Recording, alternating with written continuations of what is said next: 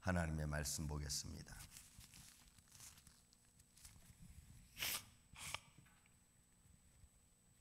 하나님의 말씀은 로마서 제3장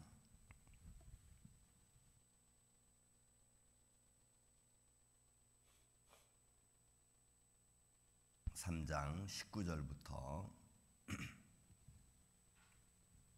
22절까지 말씀을 교독하고 내용은 하나씩 우리가 보겠습니다.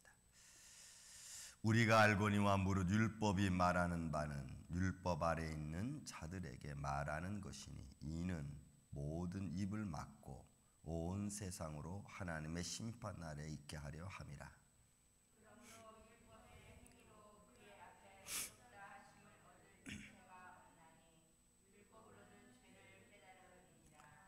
이제는 율법 외에 하나님의 한 의가 나타났으니 율법과 선지자들에게 증거를 받은 것이라.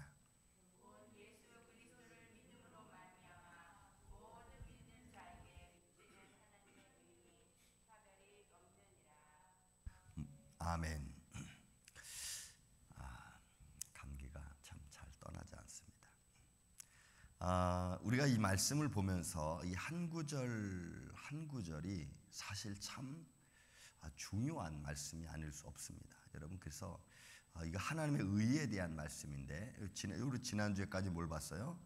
모든 인간은 다 죄 아래 있다. 의인은 없나니 하나도 없고 하나님을 찾는 자도 없다고 말했고, 사람들이 하나님 앞에 있음에도 불구하고, 하나님 앞에 눈앞에 하나님의 영광이 있음에도 불구하고 하나님을 두려워하지 않는다고 하는 말씀을 선포했습니다. 그럼 왜 그런가? 그럼 왜? 여러분, 이 죄라고 하는 것이 이렇게 무섭습니다.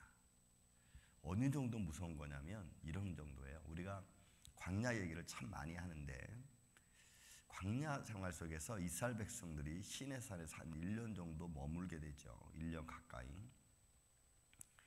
그런데 하나님의 영광을 보고 시내산에 내려오신 하나님의 거룩한 영광, 구름과 번개 속에서 말씀하시는 하나님, 또 그 하나님을 그들이 바라보고 있음에도 불구하고 그들은 밑에서 뭘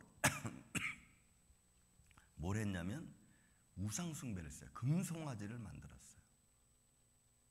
또 구름기둥과 불기둥이 그들 가운데 있음에도 불구하고 그들이 금송아지를 만들었다는 것은 그 인간의 패역함이란 이루 말할 수가 없죠.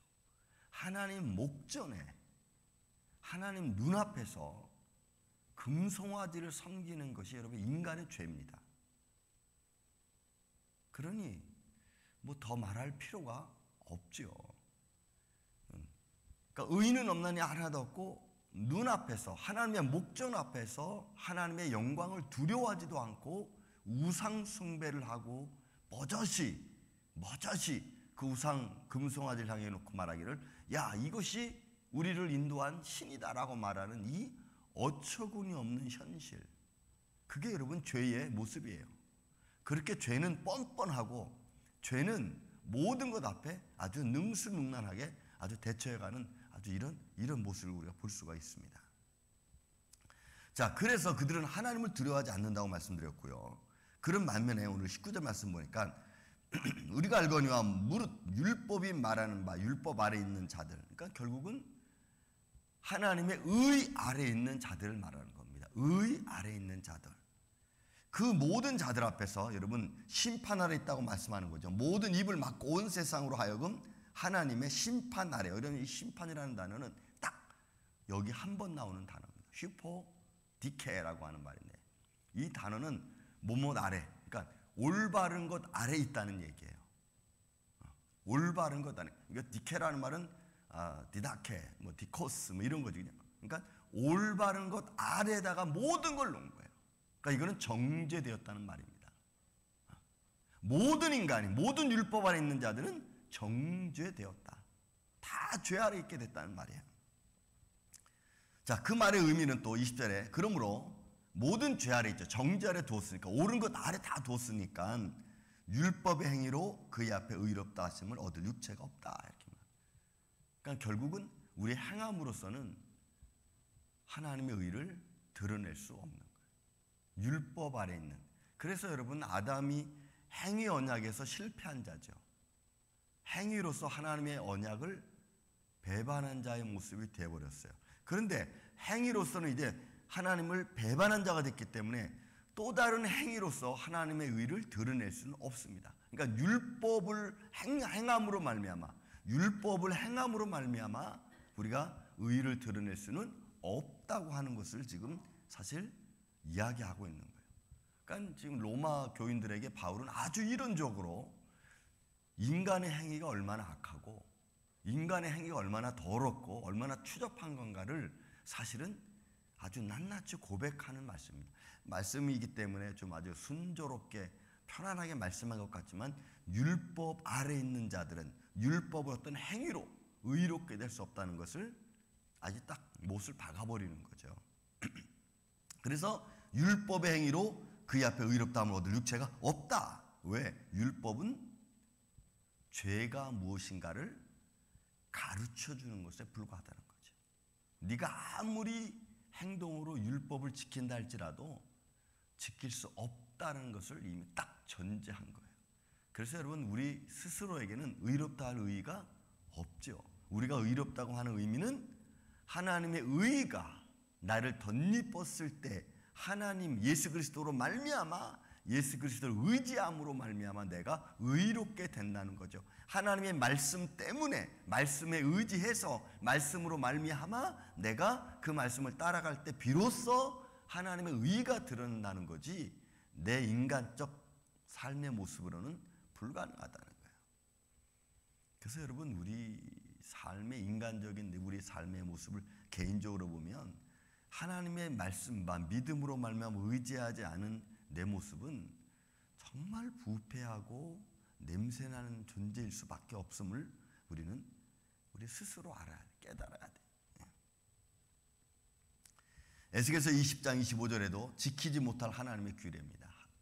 하나님의 규례 말씀을 우리가 지킬 수 없다는 거예요. 인간의 행위로는 지킬 수 없다는 거예요. 그래서 그런 행위로 말미암아 의를 드러낼 수 없는 우리 인간들에게 하나님이 정말 100보, 1000보, 만보를 양보해서 우리에게 허락해 준 것 하나가 있다면 그게 믿음이라고 하는 겁니다. 믿음. 그래서 여러분 2절 21절부터 나와 있는 말씀이, 이제는 율법 외에 하나님 의가 나타났으니 율법과 선자들의 증거를 받은 것이라. 곧 예수 그리스도를 믿음으로 말미암아. 이렇게 되는 거예요. 하나님의 의는 율법 외에 그것을 완성시킬 수 있는, 여러분 율법을 우리가 행함으로 지킬 수 없는데, 그런데 오히려 그 율법을 완성할 수 있는 은혜를 우리에게 베풀어 주셨어요. 그것은 율법을 완성하신 예수 그리스도를 믿는 믿음으로 되어진다는 거예요. 그러니까 내가 율법을 완성할 수 없는데 예수님이 그 율법을 완성하셨으니까 그 완성하신 주님을 내가 믿음으로 말미암아 그 의가 내게 덧입혀져서 내가 그 율법을 지켜간다는 거죠. 그래서 여러분, 우리는 예수 그리스도 외에는 다른 그 어떤 것으로도 구원을 얻을 만한 능력을 주시지 않았음을 우리는 깨달아야 될 줄로 믿습니다. 그러니까 주님을 의지하는 게 최고고, 주님을 의지할 때 비로소 우리가 하나님 앞에 갈 수 있는. 그리고 예수 그리스도로 믿음으로 말미암아 모든 믿는 자에게 미치는 하나님의 의인이 차별이 없어. 그건 믿음을 가진 자들에게는, 또 믿음을 통해서 하나님께 나아가는 자들은 하나님이 차별하지 않는다는 거예요. 하나님은 구별하지 않아요. 그래서 여러분, 우리가 요한계시록 7장과 8장에도 보면은 우리가 하나님 앞에 기도하잖아요. 제가 금방 기도 중에 말씀드렸지만, 여러분 우리가 기도합니다. 그럼 기도가 어떻게 하나님 앞에 상달됩니까? 여러분, 성경은 우리에게 그 기도 상달되는 방법을 이야기하고 있어요. 요한계시록 5장에도 그랬고 8장에도 그렇죠. 우리가 하나님께 기도하면 그 기도를 천사가 큰 대접에 받아서 하나님 향로에 쏟죠. 그럼 그것이 향연이 되어서 하나님 보좌 앞으로 올라갑니다. 그래서 우리가 하나님께 기도하는 겁니다. 우리의 마음에 예수 그리스도를 의지함으로 말미암아. 7장은 이렇게 표현합니다. 환난 받은 자들이 하나님 보좌 앞에 나옵니다. 24장로 중에 한 사람이 묻습니다. 저들이 누구냐? 예, 저들이 큰 환난 가운데서 나오는 자들인데 어린 양의 피에 흰옷 입은 사람들입니다. 라고 말해요. 그러니까 24장로 중에 하나가 그래, 예스. 하나님 보좌 앞에 나오는 것을 인정합니다. 왜요? 예수 그리스도 어린 양의 피에 씻어 정결하게 됐거든요. 씻어 정결하게 된 자만 가능한 거예요. 그래서 오늘 본문에 있는 말씀도 바울은 그것을 의미하는 겁니다. 율법 외에 하나님의 한 의가 났는데 그 의는 율법과 선지자들이 증거한 자, 바로 예수 그리스도를 말하는.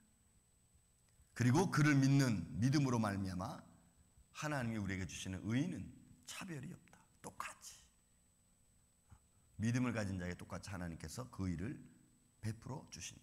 그래서 여러분, 우리는 오늘 이 아침에도 우리가 간구하는 것도 예수 그리스도의 이름을 의지해서 성령의 감동으로 기도해야 될 줄로 믿습니다. 우리가 예수 그리스도의 의를 의지하고 성령은 우리 안에서 하나님이 기뻐하시는 뜻에 따라서 우리가 기도할 수 있도록 우리를 도우시는 거죠. 여러분, 로마서 8장이 말하잖아요. 성령이 친히 우리와 더불어 간구하시나니 우리를 도와주신다고. 그리고 그 믿음에 따라서 우리는 성실하게 그 믿음의 기준에 서서 우리가 나아가는 거죠. 흔들리지 않고. 그러므로 모든 사람, 22절 23절 말씀합니다. 23절, 모든 사람이 죄를 범하였으며 하나님의 영광에 이르지 못하였더니. 그 죄는 결국은 하나님과 우리를 단절시키지 않았습니까? 단절. 모든 어떤 삶에 완전히 단절시켜놔서 하나님을 바라볼 수 없고 생명을 우리가 받을 수 없는 이런 우리들의 모습에서 예수 그리스도의 한 의가 우리로 하여금 다시 생명의 기운을, 생명의 능력을 얻을 수 있도록, 살아갈 수 있도록 우리 주님께서 그 길을, 영생의 길을 열어놓으신 거죠. 여러분, 바울이 로마서에 있는 사람들에게, 그들의 이론과 신학과 신화로 점철되어져 있는 그들에게 인간이란 어떤 존재인가를 이야기하고, 그리고 결국 인간은 하나님의 영광에 이를 수 없는 죄인이라는 것을 전제하고, 그리고 그 인간은 모든 율법의 죄 아래 정죄에 빠져 있다는 것을 일단 바울은 선포하는 거죠. 여러분, 그러니 이 로마 교인들이 이 말을 들을 때에 충격일 겁니다. 다시 말씀드리지만 보세요. 그들은 신화로 점철되어 있는 그런 그 문화를 가지고 있잖아요. 헬라 문화. 그런 문화 속에 살아있는 이들에게 생명 되신 주, 의 되신 주님을 선포하는 것은 그들에게 있어서는 마음에 부담이 아닐 수 없고 충격이 아닐 수 없는 그런 가운데, 여러분, 오늘 우리가 이 땅에 사는 저와 여러분, 오늘 이 시대의 저와 여러분도 마찬가지죠. 이제 과학이 너무나 발달되어 있고 생명공학이 뭐 끝이 없이 발달되어 가고 이런 사회적인 현실 속에 과연 우리의 영혼을, 우리의 삶을 붙잡아 줄 수 있는 분이 누굴까? 여러분, 생명 되신 예수 그리스도, 여러분, 그분을 의지하고 여러분, 오늘도 하나님이 우리에게 주시는 의는 차별이 없다고 했으니까 그 믿음으로 말미암아 담대히 주님 앞에 서서 간구하는 이 아침에 저와 여러분 되시기를 주의 이름으로 축원을 드립니다.